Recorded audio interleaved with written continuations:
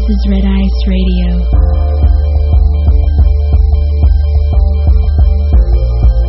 From the apparent to the esoteric.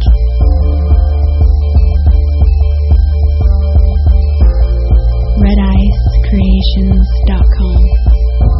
You are listening to Red Ice Radio. My name is Henrik Palmgren, and we are coming to you from the northern lands up in Scandinavia. And we say welcome to every one of our listeners, wherever you are around the world. Thank you for listening. We are going to continue to discuss Comet Elenin with Richard C. Hoagland, who returns to the program. He is a former Museum Space Science Curator, a former NASA consultant, and was science advisor to Walter Cronkite and CBS News. In the early 1970s, Hoagland proposed to Carl Sagan, along with Eric Burgess, the placement of a message to mankind aboard Pioneer 10, humanity's first unmanned probe to Jupiter. Since then, he has been pioneering the pursuit of uncovering the hidden data of our solar system. He is the author of several books, probably the most famous for his theories on the face on Mars. His website, enterprisemission.com, is updated regularly with analytic research into current anomalies on our planet and way beyond. And Richard is with us today to share his research and theories about Comet Elenin, its symbolism, purpose, and message, which is a positive one. He rips apart the fear-porn propaganda about Comet Elenin, and this is a key point in time, and someone or something is intervening to steer consciousness into another direction. Hoagland weaves together an intense eye-opener which connects Comet Elenin with September 11, the original Masonic message, the bombing in Norway, and the secret space program. Stay with us for much more. Welcome back, Richard. It is good to talk to you once again. How are you today, Richard? It's certainly great to be back with you. Absolutely. It's good to have you here. We have so much to discuss, so much to talk about. A lot of things are happening in our world, but of course, here at the beginning anyway, Richard, we're going to focus on Comet Elenin. I know that you, together with many other people, have dug out some very interesting information about this body that now is hurtling towards us with some incredible speeds. Why don't we break down and talk a little bit about some of the symbolism first, Richard, and some of the things that you have found when it comes to Elenin? Well, you understand this goes back now to December of 2010, and a gentleman from Russia named Leonid Elenin, who was a mathematician working at the Institute in Moscow. I forget the exact name, but everyone can Google. Google is your friend.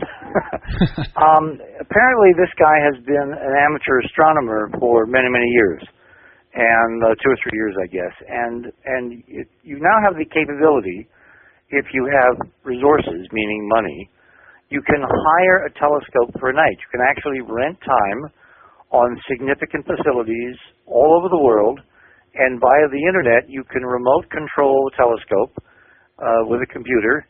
You can direct it to certain parts of the sky. You can take images. You can then download them. You can, process them on your own computer with not having to be there. You can be literally thousands of miles away, and the staff at the facility will make sure the telescope doesn't break down, and the computer, connections are valid, and the internet service stays up. But you can do remote control observations anywhere in the world now, and that's what Leonid Elenin did on the evening of December 10th, when he took 4 CCD images, digital images, of a section of the sky in Leo, which is our first curious little coincidence, and he discovered this tiny little fuzzy dot, so dim it was millions of times dimmer than you could see with the naked eye, and he called it Comet Elenin. Well, the first thing that got my attention, other than the fact that his first name is Leo, and that this is photographed in the constellation of Leo, which right there is an important symbolism, is that the magnitude, meaning the brightness, according to the international standards, of the comet when he first detected it and published the news on December 10th of 2009, was 19.5. That, of course, for the audience who's been following our work, is a very significant number. Now, the other thing that you need to think about is that December 10th turns out to have been the 2-year anniversary to the night of the Norway spiral appearing over northern Norway and Finland and Sweden just before our President Barack Obama, arrived in Oslo to pick up his Nobel Prize for Peace. That's where one begins to track the dots as a much larger matrix of something important going on. Absolutely, and of course we have to talk a little bit about 9/11 as well here, Richard. I don't know if it's the 10th. I've heard different dates on this. The 10th of September or possibly the 11th of September that Elenin is going to be closest to the sun. I believe. Significance. Okay. Well, after I started looking at the fact that this was very strange. I mean, right after Elenin posted these images, there began this very bizarre drumbeat all over the internet, what I call fear porn. There must be 1,000 YouTube videos now claiming that Elenin is going to inaugurate or create the end of the world, that it's really Nibiru, right, that it's a brown dwarf, it's going to destroy the solar system, it's going to smash into the Earth, it has a huge tail of rocks and other debris that pulling in its wake, and we cross the trajectory after it passes the sun, and we're going to be destroyed that way. There is every conceivable nonsense out there, all focused on this absolutely insignificant little speck in the dark that under any normal circumstances no one would even notice. I mean, to Elenin himself, it's a kind of a big deal, because the way the convention goes, if you discover a comet, you get to name it after you. So there's ego involved. But to anybody else, I mean, something that when you discover it somewhere between Jupiter and Mars, which is as far out as it was when he picked it up, and the fact that it's only 19.5 magnitude, they're now forecasting, based on models of conventional comets, that this object won't even reach naked eye brightness as it goes around the sun, as it comes closest to the sun, which is in September, and I'll get to that in a minute. Under any normal circumstance, Heinrich, this would be totally inconsequential. No one should be paying attention. There are something like 100 of these objects that come through the inner solar system every year. So we're dealing down at the 1% level. What makes Elenin so extraordinarily weird and interesting, and the object is so much directed and generated and deliberate fear? This is where I really got curious, so I started looking on the NASA websites. There's one at JPL, and there's others around the world, at what they call the orbital elements, the ephemeris, which is the basic orbit determination based on observations of where this thing is going to be in space at any individual minute. They now know the orbit down to about half a minute, plus or minus. And one of the first things I discovered is that it will be closest to the Earth on September 11th. Now, there are debunkers out there, skeptics, paid trolls, who are spreading lies that this thing has nothing to do with September 11th. That's because they don't want people to know or notice that this thing is closest to the Earth on September 11th. Now, what do I mean by that? It's not closest on September 11th on the East Coast of the United States. It's not closest to the Earth on September 11th, Greenwich Mean Time. It's closest to the Earth when it's September 11th in the Far East. And the question then is, why is that relevant? Because when our classic, what we now know as September 11th occurred, the destruction of the two World Trade Center towers and the attack on the Pentagon on September 11th of 2009, the year 2000, it was an event which overtook the entire world. It was 2001. It did not leave unaffected anybody on this planet. We have undergone a social revolution worldwide because of the events that were sparked by 9/11 in New York. Would you agree with that? Sure, yeah, absolutely. Which means if there's any part of the Earth which is involved in this comet, i.e. in terms of its closest approach, then in fact the symbolism is signifying that epic day where the world changed. You can't go through any airport on this planet now without experiencing the effects of 9/11 in the United States. You can't board a train or get on a ship or even go into a major public government building without experiencing the effects psychologically, politically, or emotionally of what happened on 9/11 in the United States. So for the skeptics, the critics, the naysayers, to say, oh, no, this is really going by the Earth on the 10th, no, they're missing the point.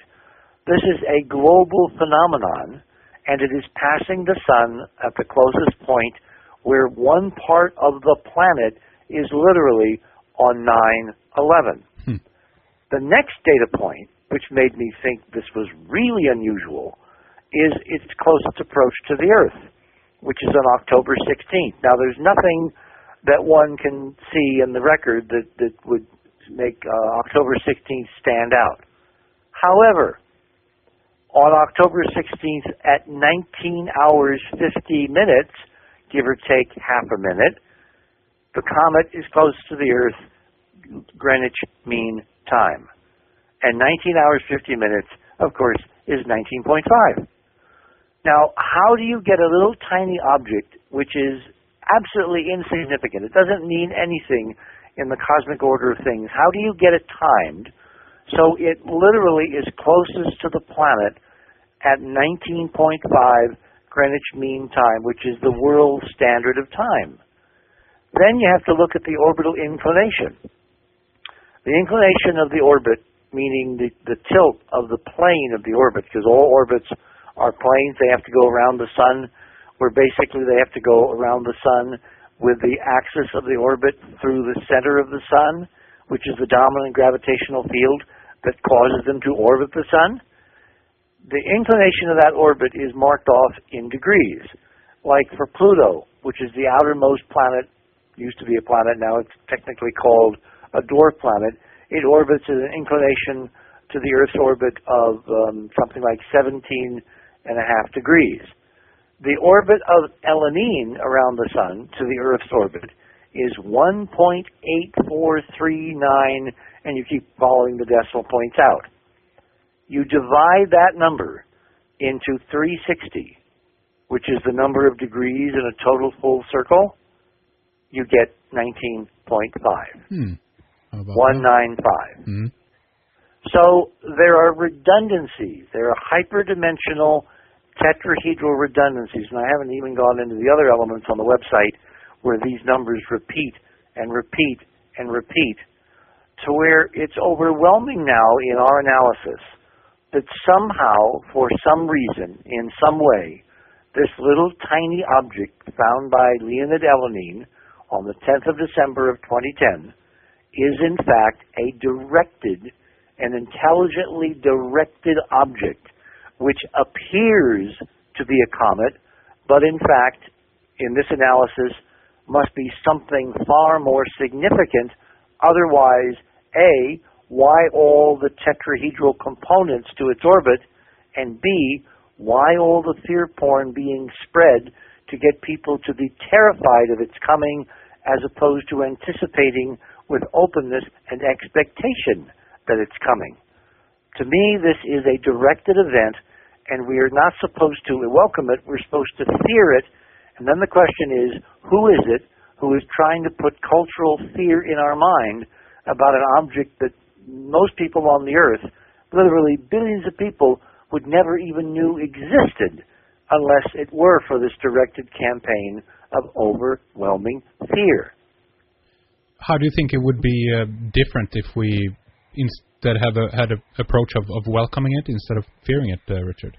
Well, now you have to get a little bit further out in the model, which is, our model is that the hyperdimensional physics of this planet is changing.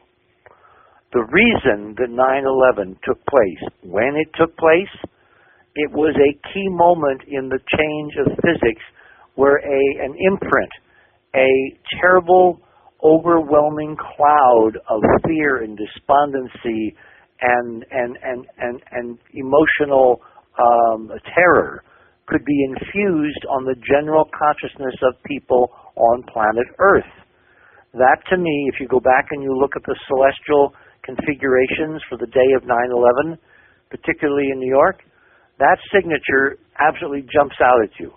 This event, 9/11, 10 years ago, was meant to change the course of human consciousness in a negative direction using the tools of the physics that we have been investigating.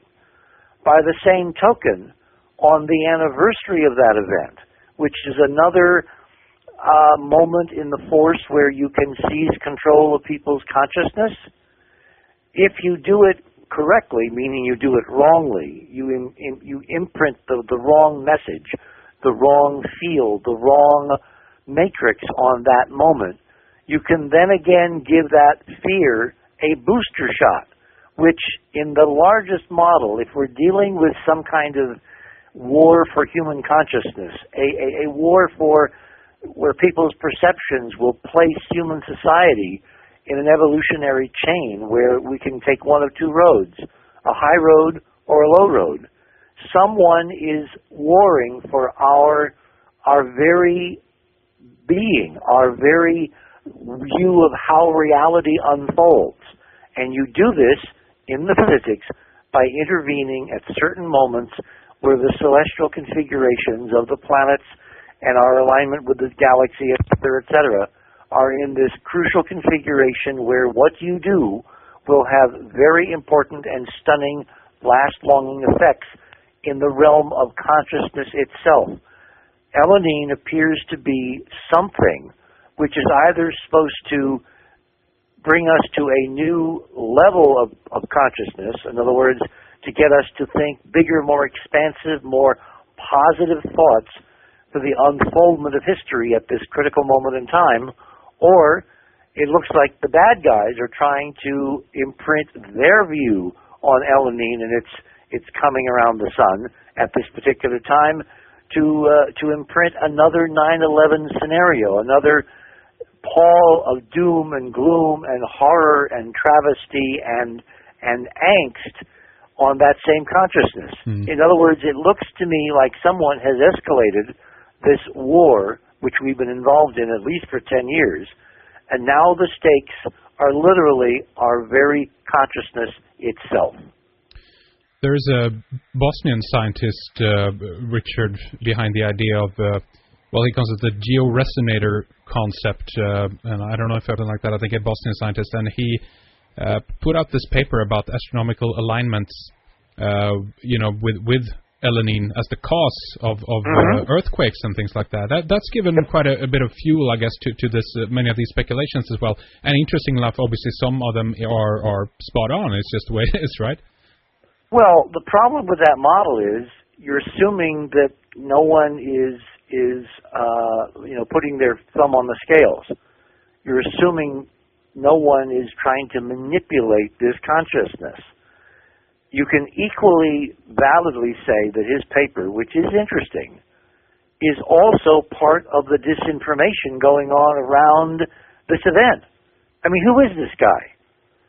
Was there ever anybody except Enterprise, ourselves, who has looked at planetary alignments and denoted certain physical effects from the alignments of planets with each other and with the Earth?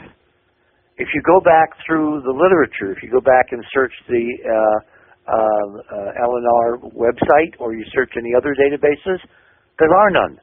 This is the first paper that has appeared specifically trying to connect disasters on the Earth with planetary alignments with the Earth, particularly now with this object, Elenin. Let me give you another model. We've been talking about a breakaway civilization. I'm going to be in Leeds, north of London, in a couple weeks with Richard Dolan and some other conferees discussing the so-called secret space program at the Exopolitics Conference in up there in Leeds. It is our model that we have been dealing for at least the last 60 years, post-World War II, with a significant breakaway, Nazi-based post-World War II civilization, which has basically set up shop in outer space, either on the moon or in some kind of a satellite that you can't see because it's too small with current terrestrial technology to detect. and that we are confronting, certainly in the last 10 years, this breakaway civilization which has given us an ultimatum and in fact was responsible for the events of 9/11 in New York and at the Pentagon, using directed energy technology, torsion field weapons technology, using the same physics we've been discussing as the weapon, to create terrestrial disasters around the planet, generated earthquakes, manipulated weather, other types of manufactured events where thousands of birds or thousands of fish or millions of other forms of wildlife are struck down suddenly overnight as a means of leveraging the governments of this planet to cancel their expansion plans into the solar system, i.e. like going back to the moon with President Bush, and basically telling us to stay confined to planet Earth. You'll notice that when President Obama came into office, one of the first things that was done, which was basically very peculiar to a lot of people, was he was awarded in December of 2009 the Nobel Peace Prize. Yeah. And he traveled to Norway, to Oslo, to pick it up. Well, the night before he picked up his prize, in the skies over northern Norway, this amazing phenomena appeared, which became known as the Norway Spiral. And if you go to our enterprisemission.com website, you'll see a very elaborate, very in-depth three-part analysis of the Norway Spiral and the physical effects that were required to create it and what was done in terms of the symbolism around it to send a message to Obama, which was to, as our interpretation goes, cease and desist what he was planning to do to warrant his being awarded the Nobel Prize. Well, now you fast forward the film to the 42nd anniversary, which occurred just this week, of the Apollo 11 landing on the moon, and the fact that there are certain things occurring in NASA, which we're going to get to in a few minutes, which are clearly connected with disclosure of the real solar system that we inhabit, which includes Elenin, and you find another extraordinary event happening, this time directly in Oslo, Norway, which is this mysterious bombing, which occurred one day after a bizarre earthquake occurred, which had exactly the same torsion field signature of these other earthquakes that have occurred around the planet, which this paper attributes to Elenin, and in fact we attribute to the secret space war, which is timed to coincide with Elenin to politically, again, get people to fear whatever it represents that is coming. We are engaged in a multi-leveled war in our analysis, not only at the physical level, but basically for our hearts and minds and souls, and someone is pulling out all stops to get people on this planet to be afraid, to be very, very afraid of what is coming. It is a classic technique, and this time I don't think it's going to work. So technology is being used, you're saying, to coincide when these alignment points happen for us to believe that this is a natural because the event, object itself, Elenin itself, has not enough mass or spin to create anything of this nature, of this kind. Right. Well, that's why some people obviously said NASA's lying. It's really a big brown dwarf or whatever. Oh, but you see, you can easily dismiss that, because what you do is you take a telescope outside and you point it at any planet, Jupiter, Saturn, Venus, Mars, the Moon, and you crank in the coordinates of that planet or that object for that time, and then you look to the eyepiece of your telescope. Most modern telescopes that are now sold, Heinrich, come with what's called computer-assisted go-to controls, meaning go to this object, go to that object, for people who basically know nothing about astronomy. Right, yeah. Amateur astronomy has now become almost an online plug-in for people who know nothing about astronomy, that just want to, look at things through their telescope without having to know how you find things. Yep. All those computerized controls are built on planetary models of where the objects will be as they orbit the sun, right? Right. If I make a date with you to meet you at the local railway station to take a train somewhere at a certain time, and they've changed the timetable so the train doesn't arrive on time when you and I are supposed to be there, we're not going to get our train, right? That's right. The planets are like trains. They run on timetables. They run on what are called ephemerids, which can be calculated for literally thousands of years forward and back. That's how good the planetary models are now. If an object like Nibiru or a dwarf star or a brown dwarf were to come into the solar system and be as close to us now as Elenin, every one of the orbits of every single object in the solar system would be so gravitationally disturbed that no amateur could take his telescope outside in his backyard and plug in the computer coordinates and have it go to anything that he could see. And there would be an incredible furor all over the internet of all kinds of people claiming, where are my planets? I can't find my planets. Nothing like that is going on. So the whole Elenin Nibiru dwarf star thing is a deliberate fear porn hoax. So, can we talk a little bit about who is behind them and why this was, I guess, chosen as the object? Is it just a symbol, or is it that the timing of this is? I think no. Yeah. According again, and the only data we have are the numerical coordinates of the object itself, its orbit, and its trajectory. All right? Now, there's a very interesting dichotomy which has come out of the people trying to study this object. In planetary science, which of course extends to comets and asteroids and anything else that's out there, using Newton's laws, because things are moving so relatively slowly, you don't need to go to something as esoteric as Einstein relativity. You can use Newton. And Newton, as I said, is what's running all these telescope programs so that you can literally, if people lived 1,000 years, they could take their telescope outside and they could spot Jupiter 1,000 years from now using the same go-to coordinates that's in their telescope for tonight.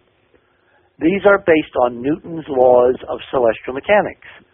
You know, action, reaction, F equals ma, et cetera, and what are called Kepler's laws. Well, if you apply these laws to Elenin, you get an orbit. And it is a standard rule of practice that all you need are 3 observations of an orbiting object to define that orbit. Now, it's better if these observations are very far apart. In other words, for an orbit that's thousands of years long, you'd preferably like them, maybe 100 days apart. But for an orbit of an object like a planet orbiting the sun, if you go outside and you observe a planet for 3 nights running, you can derive, with your equations, if you're the right kind of mathematician that can do this stuff, you can derive a very accurate orbit with only 3 nights of data for Mars or Jupiter or Venus or Mercury, etc. We now have almost a year's worth of data on Elenin. It's actually 200 plus days. There are something like 3,000, not 3, but 3,000 astronomical observations of Elenin from all over the world, from amateurs like Leonid Elenin in Sri Lanka, in Brussels, in England, in the United States, in France, in Spain, in Australia, all over the world. Observations have been made by amateurs. These CCD camera imaging, and they are sent to a central database at Harvard called the Small Planets Center. And those guys do the actual computer modeling, which derives an orbit for Elenin, or any other object for that matter, based on these observations flowing in from all over the world. So this is not an official set of people like NASA saying this is the orbit. These are orbits derived from people's observations that is so democratic you could not imagine a more democratic scientific process. And the orbit, if it wasn't again accurate, when amateurs went out the next night to photograph Elenin, it wouldn't be in their telescope's visibility. It would be moved. It would be changed. So this is a number that we know extraordinarily well, even this early in the game. And we've known it now for months and months and months, the orbit of Elenin. However, there are 2 official orbits that are on the websites all over the world. The NASA website, if you go to the JPL site, and I don't have the link, but you can Google Elenin JPL ephemeris, and it will bring you to the JPL page. It says the orbit of this object is hyperbolic. Now, what does that mean? That is a very special, in fact, it is a unique astronomical designation. A hyperbolic object is an object which is not gravitationally bound to the sun. Mm-hmm. It means it's come from interstellar space, from the galaxy. It's coming through the solar system one time, which is now. It's then making a hairpin turn around the sun because of the sun's gravity. It's going back out into interstellar space, and it will never be here again. Now, in the entire history of astronomy, Heinrich, there has never been a hyperbolic object ever recorded or tracked or photographed. That's right. That's why it's caught them out of the blue in one way, right? Let me repeat. Yeah, exactly. This is a unique object. It's a one in a lifetime, actually in the history of astronomy's lifetime, which goes back, visually with human beings looking with their naked eye to the Chinese, thousands of years. What are the odds that an object which is an interstellar visitor for the first and last time is going to have orbital parameters which in fact make it a tetrahedral, hyperdimensional object by the numbers? Its inclination, its passage time around the sun, the closest point to passing by the Earth. In other words, that's impossible. The odds are millions, if not billions and billions to one, that this is accidental.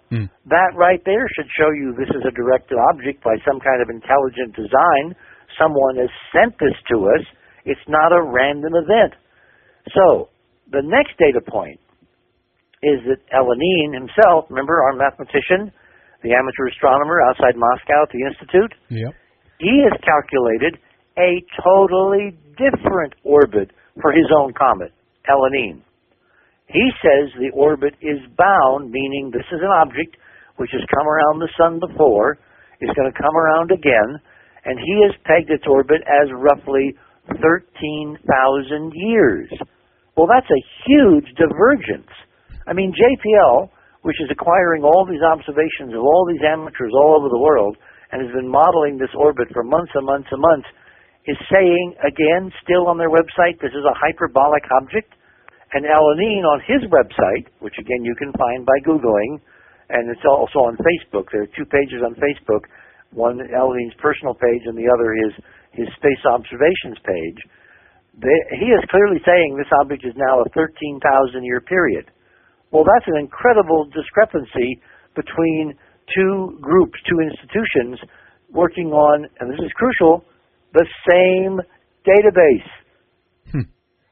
The same data. How can this be? Yeah, how can this be? Obviously, there's a political war going on. There's a political food fight behind the scenes. One group wants you to keep thinking this has never happened before and will never happen again, and the other group wants you to understand this is a periodic object which was here 13,000 years ago and is now coming back 13,000 years later. Well, why is that important? Yeah, well, exactly 13,000 years. The people who are into these kinds of topics, Richard, understands that a whole lot of things are hinging on the 13,000 year date, if you will, this cycle, right, of recurring cataclysm, if you will. Well, the 13,000 years is half the Earth's precessional cycle. It is half the epic period of the Mayan calendar. It is half, as you just said, the period in some mythologies where the Earth underwent a tremendous cataclysm and most of civilization and culture was destroyed, something we would call the Atlantean period, Atlantis.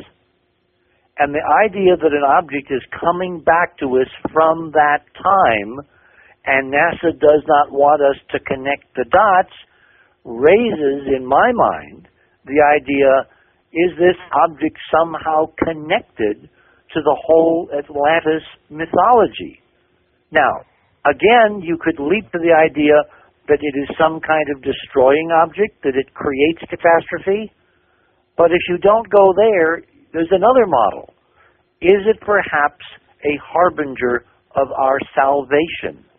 Is it possible that Elenin is a space-traveling time capsule sent by our own ancestors 13,000 years ago with information and science and technology and a knowledge base, an archive, a library, which if we can decode what it is telling us will help us to avert this kind of natural cyclic cataclysm which hit human civilization the last time around, but now we've known enough to send our descendants a message for how to avert it this time. Is Elenin, in fact, a time capsule from our own ancestors with a salvation for our very future? And does someone not want us to know and pay attention to that message? Well, we need to talk more about that aspect, Richard. Now, I want to ask if there's even more than to why you've come to this conclusion, I guess, in that sense. But I want to run some other things by you here as well, because you brought up Atlantis, obviously. NASA's Atlantis makes its last mission July 21st. The sun enters Leo. You mentioned this about Leonid before, of course, and in December and all this. So the sun enters Leo on the Friday into the Saturday, when we have this thing happening in Oslo and on this island, Utøya. And we have a kind of, at this point, I guess, much is to be revealed about this and what actually is behind it and the motives. But in any regard, it doesn't really matter. What we've been told so far, if you know what I mean, Richard, by the media, what they are putting out for us to believe is that we have some kind of Masonic Knights Templar of sorts person, Anders Behring Breivik, from Norway, doing this atrocities in Oslo and then consequently also on this island as well. What's in the numbers here? Are these events connected then in some way, do you think? I think you have hit exactly the nail on the head, as we say over here.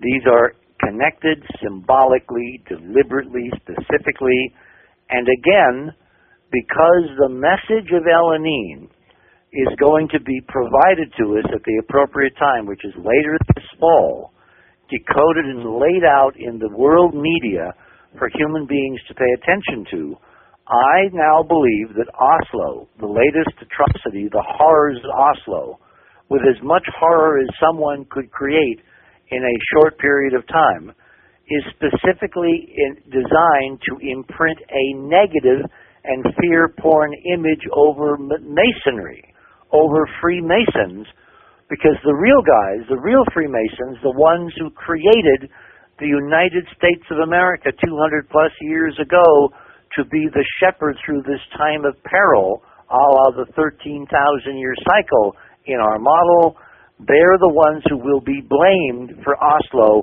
and so any future message from this group will be viewed as terrorists as opposed to the saviors of mankind. It seems a very clear plot to destroy the messenger of what is coming.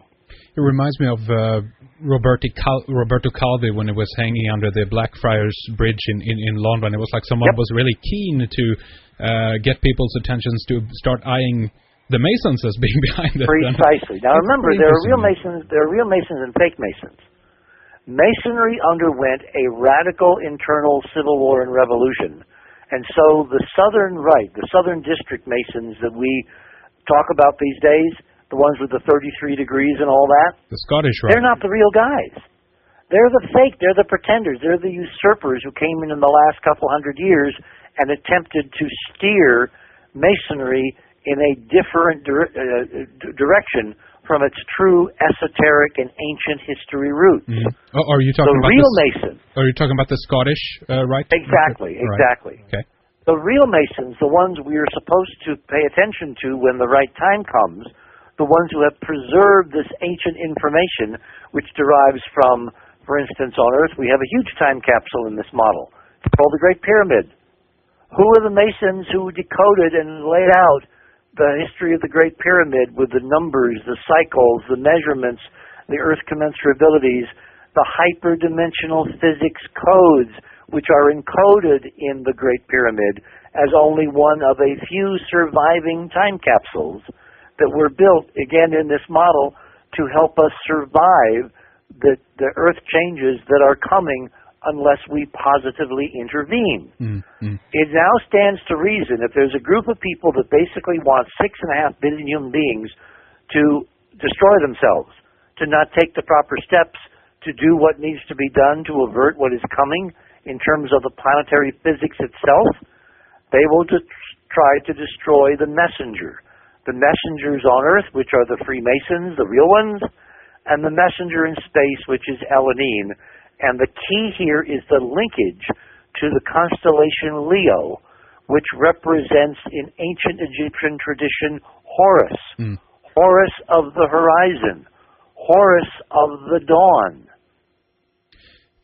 I get the distinction here then, obviously, Richard, that you're making maybe more beyond just the Scottish rite is obviously what you're talking about is the speculative masonry versus the operative masonry, correct? You got it. Yeah. You got it. So somebody has had the knowledge, right, in terms of building these things, incorporating some of the symbolism into this, and I guess what you're saying, Richard, is that at some point as well we've had a hijacking of that organization, the speculative branch. You're reading me perfectly. That's exactly what I'm saying. The real guys were hijacked. A fake set of stuff has been put out for hundreds of years. So when the real, you know what hits the rotating appliance, no one is going to pay attention. It's, again, kill the messenger.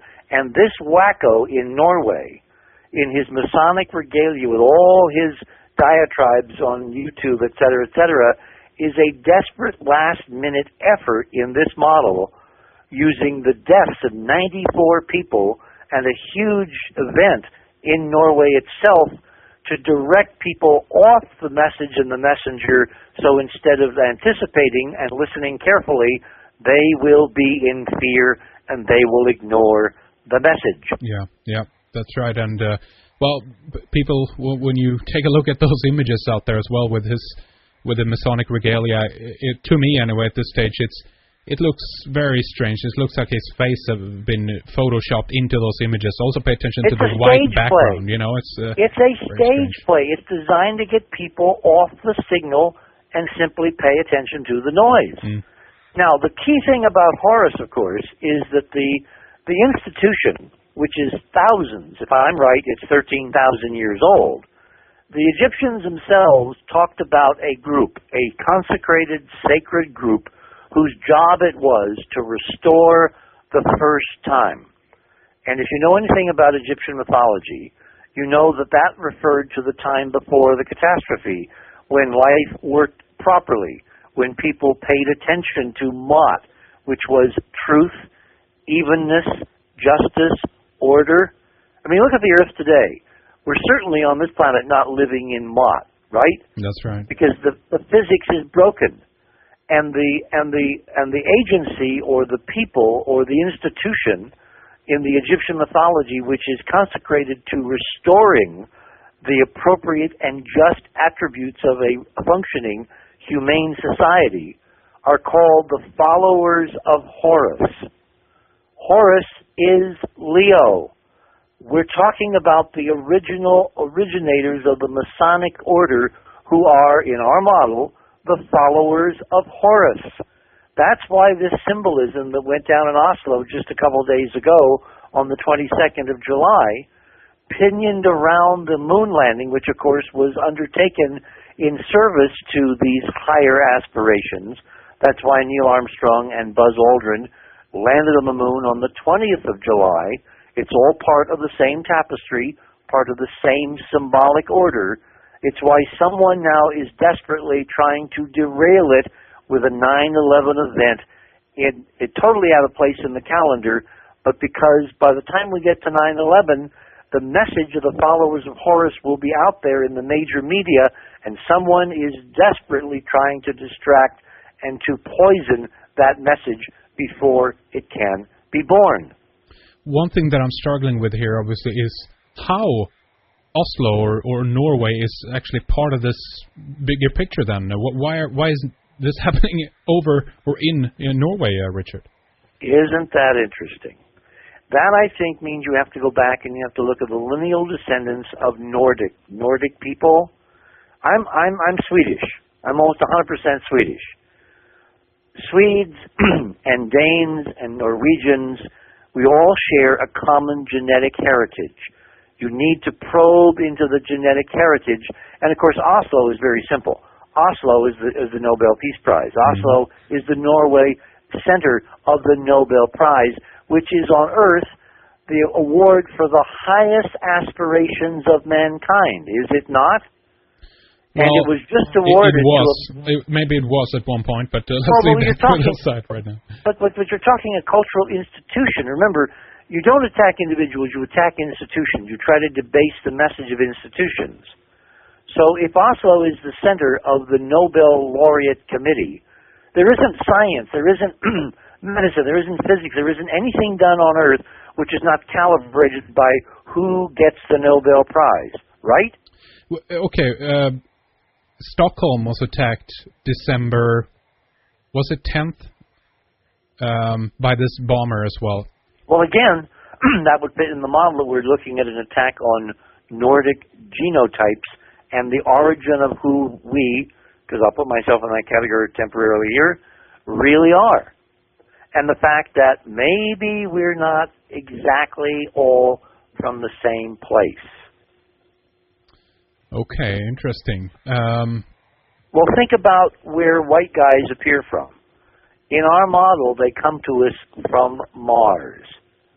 The day before Elenin gets closest to the Earth, the day before it arrives at that closest point at 19.5, according to the Greenwich,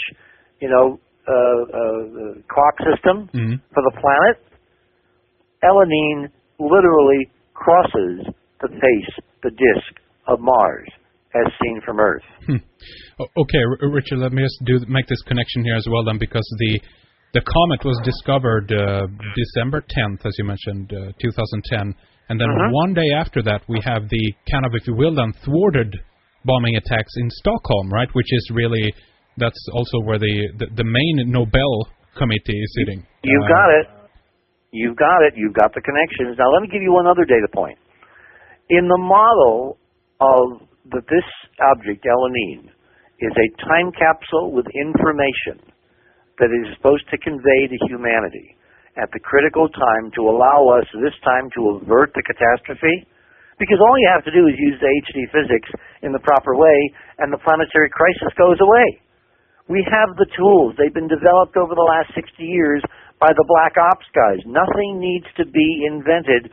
All it has to do is to be applied to keeping radical Earth changes from happening, to keep the Earth from tipping over, to keep a pole shift from happening, to keep major earthquakes from taking place at critical points which will destroy millions, if not billions.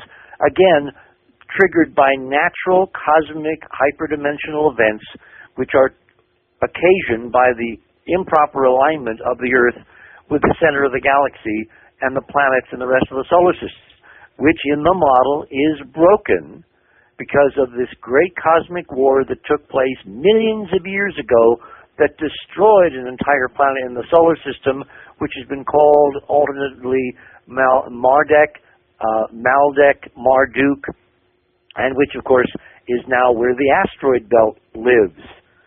And NASA is visiting one of the key asteroids, the second largest asteroid in the belt, right now, even as we speak, the asteroid called Vesta, is it not, with a mission called the Dawn Mission.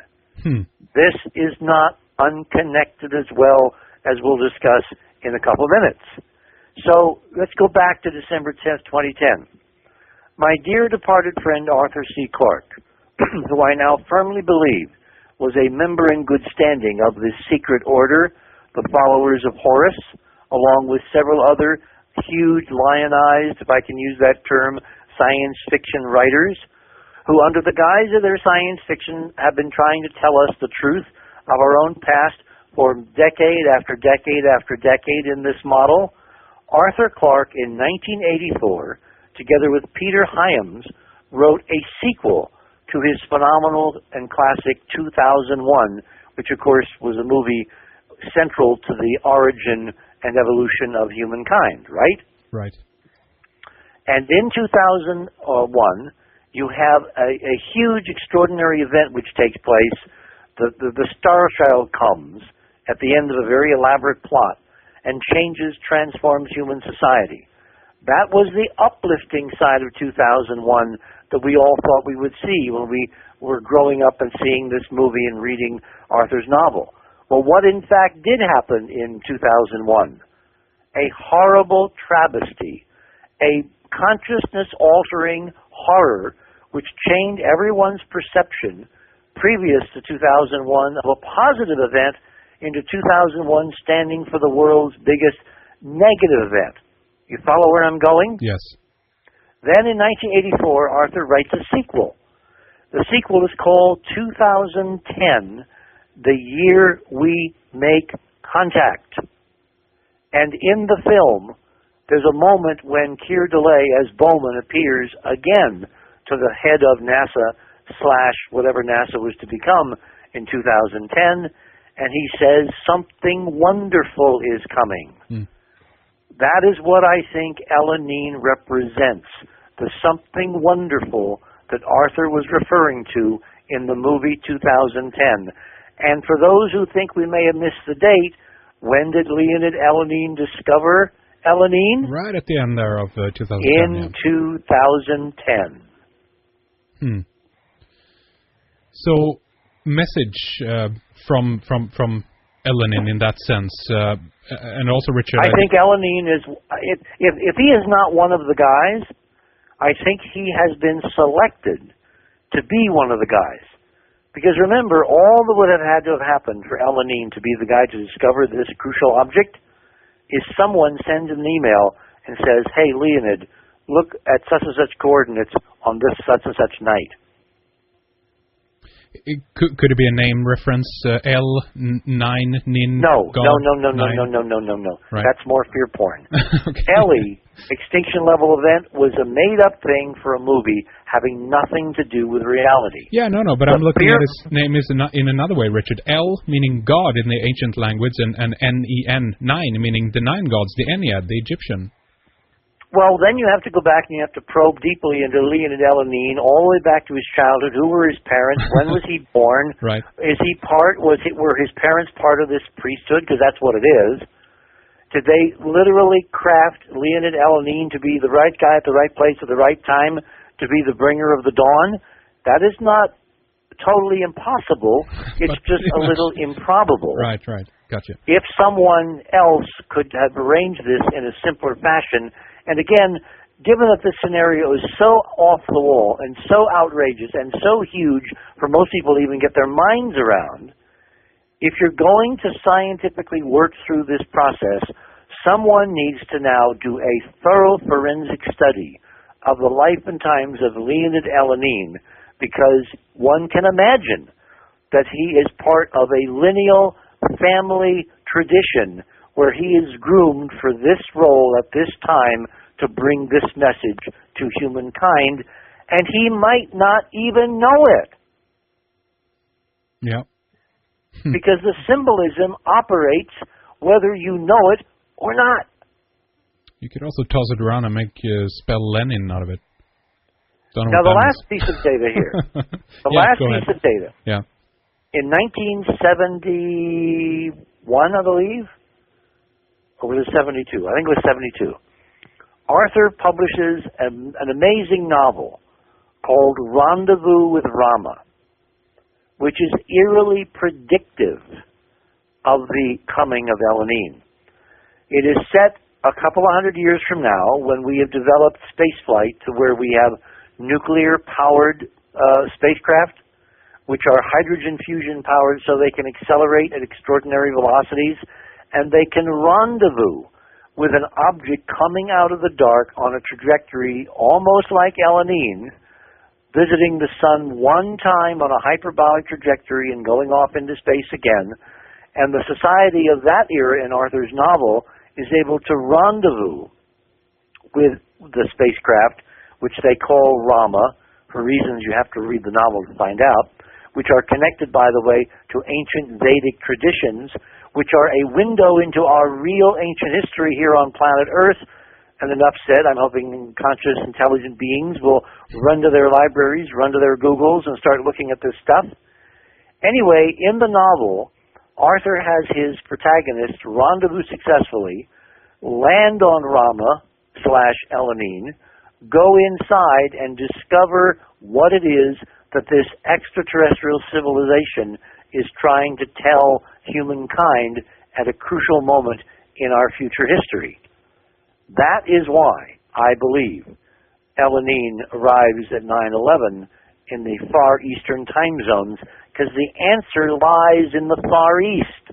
The answer lies in the pyramids in China, in the ancient preserved legacy of our own culture and civilization from 13,000 years ago, the best preserved of which lies not in the Western world and the developed West, but in the undeveloped so-called Far East, where bits and pieces, both in folklore, in mythology, and in physical structures, remain on this planet to maybe give us clues for how to avert the downside of what someone has forecast could be coming again. And Elenin is the messenger to give us the proper clues. Now, if this model is correct, there's several things we should be doing. One is amateur ham radio operators or amateur radio astronomers all over the planet should be focusing their antennas on Elenin. You can get the coordinates by looking to any website. It's all over Google. It's not a secret. You can find Elenin. It could be broadcasting a radio signal, which could be picked up and translated to give us what we need. Secondly, it may be transmitting laser information, laser pulses, optical laser transmissions as it gets closer to Earth, because those could be picked up by anyone. If the laser was powerful enough, they could be seen with the naked eye. This, in fact, could be the great blue star of the Hopi mythology, which is connected to the Maya, who are connected to the calendar, who are connected to India, who are connected to Rama, who are connected to the dawn. You see how this tapestry all fits together? Yeah. If you open your mind and you look at the dots, and it always goes back to the idea there is a hyperdimensional, unmistakable code imbued in the very trajectory of Elenin to get scientists and those who can do mathematics to realize this is not an ordinary object, this is something special, something wondrous, something, as Arthur said, wonderful that is coming.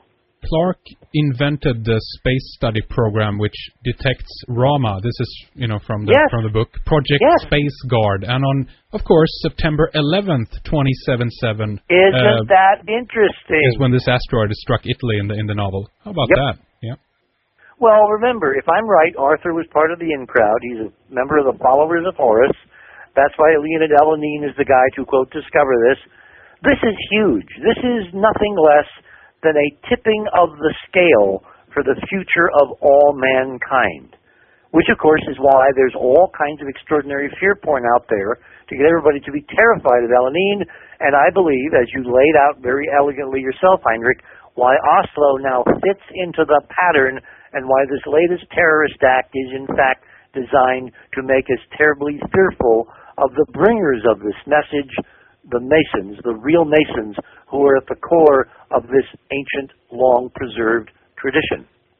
Now, can we briefly just talk about here how the ancient people, those who had still a connection, if you will, then, Richard, to the Septepi, the first time that you mentioned, how they managed to technologically create this time capsule, sending it out? Oh, they're not the ones who did it. No. If this was done, it was done before the catastrophe hit the previous civilization, before the Atlanteans lost their power. It was done by us 13,000 years ago, just slightly more evolved technologically than we are now, except is that true? If you look at the whole tapestry of what's going on, if you project forward from, let's say, World War II to now, we actually tonight, the modern open space agencies, NASA, ESA, the Russians, the Indians, the Chinese, the Japanese, any nation that has a space program should have in its toolkit actual anti-gravity spacecraft capable of flitting out in an afternoon and matching velocities with Elenin, knocking on the front door, going inside and retrieving the critical information required now to save our civilization if the model is correct. Why are we limited to shuttles and rockets and Newtonian physics and things that go boom in the night and reaction and reaction, primitive space hardware? It's because the real stuff, the really important technology, has all gone black in the last 60 years. It's gone underground. It has been captured by the bad guys, by black ops, by the founders of the breakaway civilization, the neo-Nazis, who had their genesis in World War II in the incredible HD torsion field experiments, which Joseph Farrell, Dr. Farrell, alumnus of Oxford University, and his whole series of works. Joseph writes a book a week, I guess. I mean, I've never seen a guy so prolific and so in-depth, able to put together such important information. So for those who are listening who want to understand the technical reason why we can't, in the open, go out and rendezvous Elenin, why the bad guys have got this technology, you need to read the collected works of Joseph Farrell and put those dots all together, which I will do if you don't have time to do all that. In a few days, at Leeds at the Exopolitics Conference, where we're going to weave with images all of this tale into a coherent tapestry to lay out the model for what is coming in a few months. Absolutely. Exopolitics or hyphen, whatever you prefer, leeds.co.uk. That's the website for this, the third annual Leeds Exopolitics Conference, and there's quite a bit of names lined up there, obviously, and that's going to be great. You're heading back to Europe here. Richard Dolan, who, of course, is a major researcher in this whole secret space program matrix, is going to be there. Stephen Bassett, who's been telling me for years and years and years, disclosure's coming.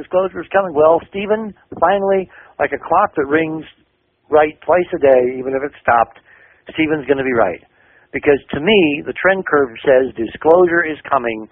Disclosure is going to be in the hands of the original Masonic tradition, which is now desperately being discredited by what occurred in Norway, the horror of killing all those people on that date as the sun enters Leo/Horus, etc. The final thing that we haven't discussed, Heinrich, is the Dawn mission, the mission to Vesta. Yeah. Because in our analysis, and I'm going to be presenting the data and the images in Leeds, Vesta now has overwhelmingly positive evidence of ancient artificial structures on it, and the most important thing, NASA is not obscuring or blurring the pictures.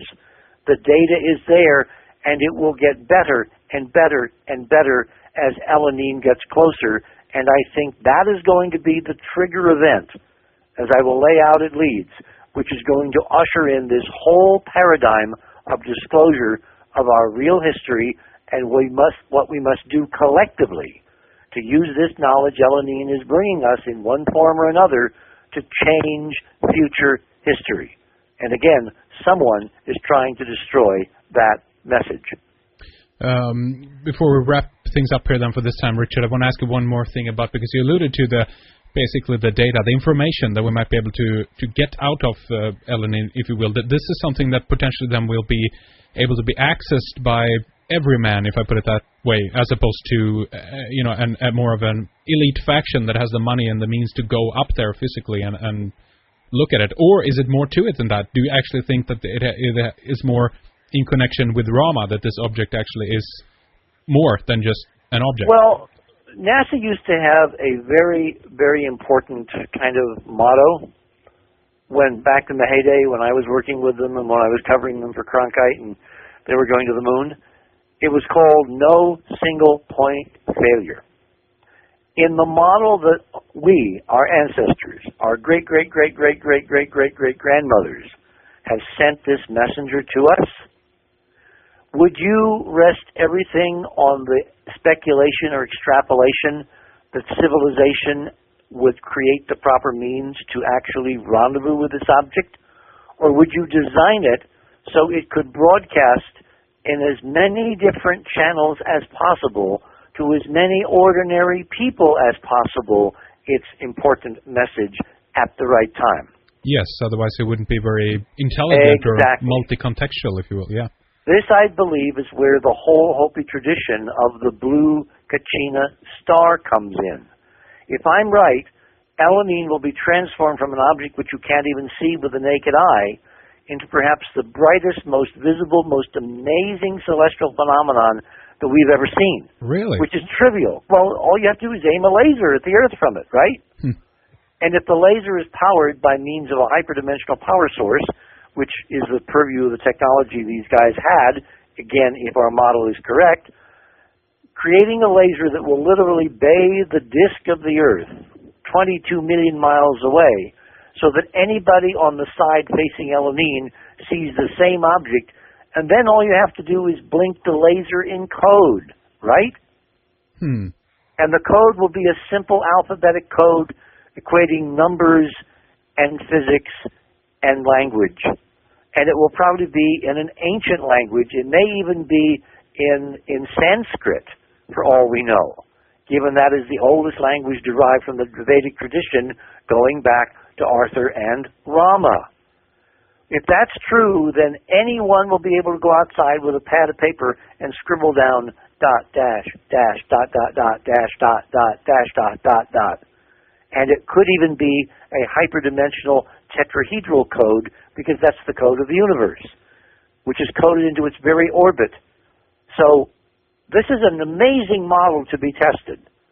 And again, I wouldn't be saying a word about this unless there was this overwhelming anti-Elenin propaganda campaign going on actively in all net media right now, obviously being designed to poison the well when this is announced in some form on CNN, on Fox, on MSNBC, CBS, the BBC, Telefunken, etc., etc., etc.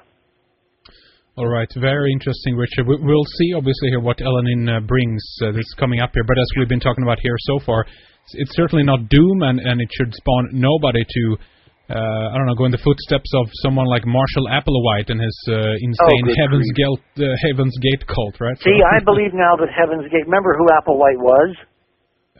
No. He was CIA. Well, of course he was dragging down people with him. How best to poison the well decades ago with the fake Hale-Bopp scenario. Yeah, I know. And how many of his followers died? How many did he kill? Was it 11 or something like that? No. It was 39. 39? Twice 19.5. Okay. Applewhite was the first fear porn on what is coming. Yeah, I just remember their Nike shoes. Just do it. It was a big ad campaign there. Yep. Crazy. Anyway, enterprisemission.com, Richard, that's your website, obviously, where people can read more about this, and then obviously they can go and see you in person and see your presentation in Leeds here coming up on August 5th. Is it your... No, 6th. No, the conference starts on the 5th. My presentation is on the evening of the 6th, so I have enough time to lay all this out, and we have stunning, crucial imagery and data on both Elenin and the asteroid Vesta, which